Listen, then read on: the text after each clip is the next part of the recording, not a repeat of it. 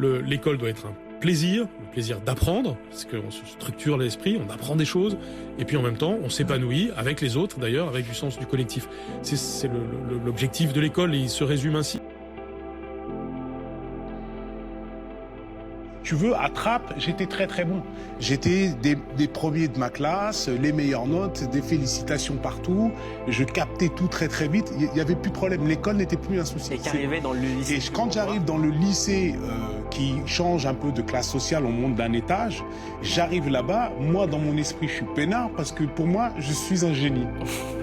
J'arrive là-bas, je suis moyen, mon pote. J'ai rien d'un génie, parce que tout ce qu'on m'a appris, c'est des trucs pour les nuls. Donc oui, chez les nuls, j'ai génie quand il n'y a que des nuls. Mais quand c'est la vérité, en fait, je suis moyen. Je sais pas, mais à l'école, il y a un problème vraiment avec les profs et tout. T'as l'impression que t'es jamais récompensé à ta hauteur, ou alors t'es jamais mis en valeur, ou alors justement quand t'es dans l'ombre on va pas te chercher aussi. Enfin, y a pas ce côté, t'as envie de parler au prof et vraiment de l'écouter et tout. T'as toujours une distance qui fait que y a un malaise un peu social, je trouve. L'école, c'est une chose importante. Moi, j'ai beaucoup souffert à l'école, Coluche aussi, et c'est peut-être parce que j'ai souffert à l'école que j'ai voulu faire ce film, parce que je suis certain, en Suisse comme ailleurs, qu'il y a des instituteurs et des directeurs merveilleux, mais qu'il y a aussi des abrutis. Je détestais ça. Ah oui. Parce que c'était la fin des vacances. À l'école, c'était un cauchemar. Ah oui. Ouais. Tu n'étais pas contente de retrouver tes copines et tout. J'ai toujours eu peur des écoles, de ces énormes bâtiments très grands, avec des couloirs qui n'en finissent pas, des cours carrés. Enfin, je me sentais très petite, perdue là-dedans. J'étais pas du tout à mon aise. J'arrivais même pas à dormir. J'arrivais pas à dormir avant d'aller à l'école. Je m'habillais, je crois que je commençais à 8h, je m'habillais à 5h du matin. Je veux dire, ça c'était mes meilleurs souvenirs à l'école. La 6e, c'était la 6e. Ouais, je crois que ça y est, t'as grandi, t'arrives dans la cour des grands et tout.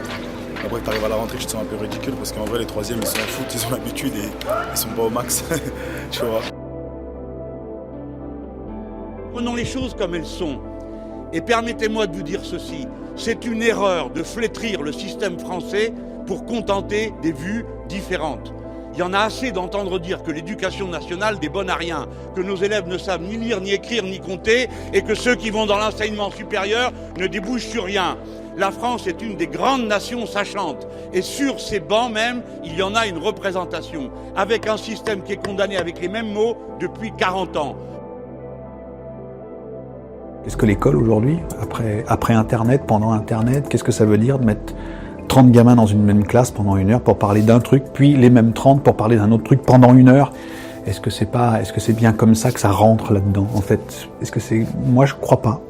Après, voilà. Je me demande si l'âge le plus créateur, le plus libéré, qui doit être quelque chose comme 8 ans peut-être, ou 9 ans, j'en sais rien, ça doit être un truc comme ça. En fait, c'est l'âge où le cerveau est le plus capable, à mon avis, de digérer les informations. Il y a une espèce de boulimie d'informations. Chez certains enfants de 8-9 ans, il y a un truc, il faut tout comprendre, comment ça marche, il faut démonter les machins, les remonter, les trucs, et ça peut atteindre l'électronique, le ciel, la terre, le sous-sol, les dinosaures, les machins, ça n'a pas de fin. Et après, arrive une espèce de timidité, un complexe, en disant « ouais, je peux pas tout savoir ». Moi, je crois beaucoup à ça. Je crois que la nature de l'enfant, c'est d'apprendre, en fait. Et je pense que souvent, l'école casse ça. L'école vient dire à l'enfant, t'y arrives pas. T'y arrives pas. Et c'est jamais vrai. C'est l'école qui est en tort de pas y arriver. Le gamin, il est tout disponible, lui.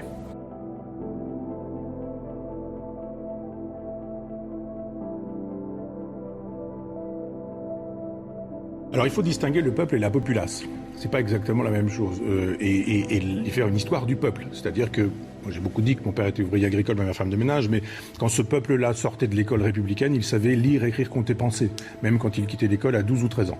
Quand il y avait derrière une éducation religieuse, qui était une éducation morale aussi et surtout, il y avait effectivement ce que Orwell appelle la décence commune.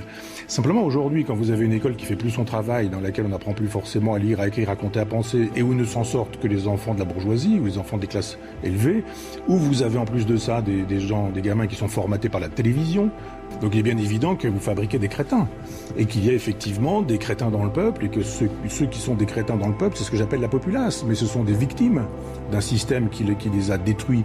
Mais par ailleurs, je pense que la populace est des minoritaires dans le peuple et que vous avez des gens qui ne mériteraient que l'éducation et qui cesseraient d'être la populace et qui reviendraient au peuple.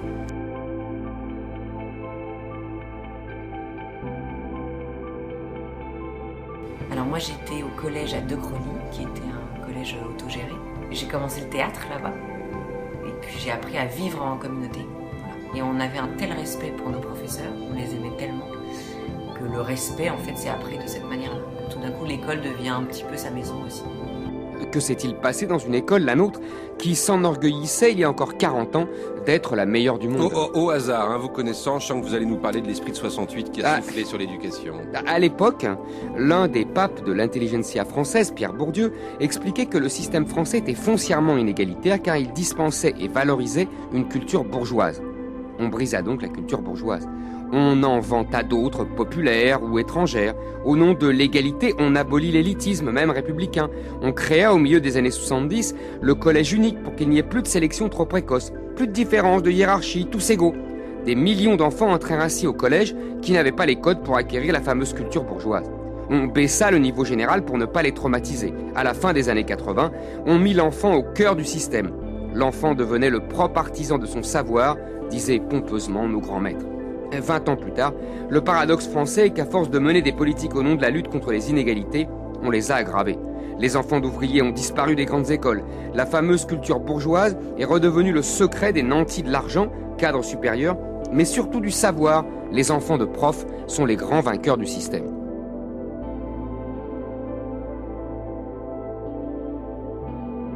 Putain, à cette heure-ci, à 15 pieds, j'en étais en cours de maths. Déjà à l'époque, je m'en battais les couilles que Thalès il a inventé les triangles. Et il a pas inventé les triangles. Moi, tu vois, je m'en battais les couilles. Ouais. Franchement, j'aimais bien l'école, mais les devoirs, c'était chiant. Parce qu'il fallait s'amuser dehors et en même temps faire les devoirs, c'était dur. Hein. Tu vois, quand tu dois rendre des dossiers, là, les longs dossiers avec plein de pages, là, c'était ça les plus relous, les trucs les plus relous, c'était ça. Des fois, tu connais, hein, quand t'arrives à l'école, tu fais des 2 heures de cours, frère, 3 heures. Je sais pas, tu peux pas rester concentré 3 heures. Enfin, moi, personnellement, j'arrive pas à rester concentré 3 heures. Faut que je délire un moment, tu vois. C'est juste ça. Je voudrais trouver de la joie.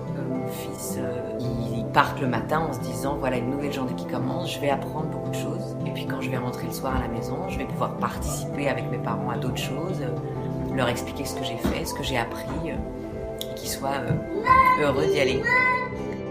Si j'avais été prof, je pense que...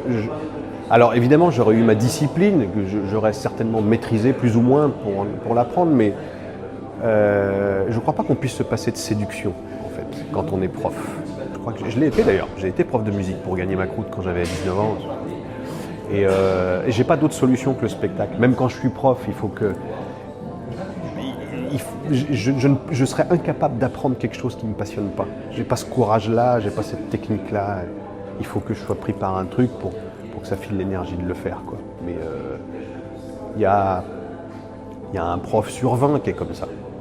On en a tous connu un putain de prof qui nous a inspiré et tout, parce qu'il était au-delà du prof, parce qu'il était là, quoi.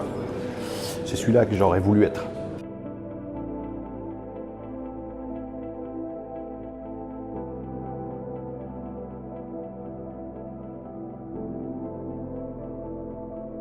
Aller au collège ou au lycée, ça vous paraît normal. Ceci dit, ce n'a pas toujours été le cas dans l'histoire. Et ce n'est toujours pas le cas ailleurs dans le monde. Aller à l'école, c'est une chance. Une chance que vous offre la République française à travers ses professeurs.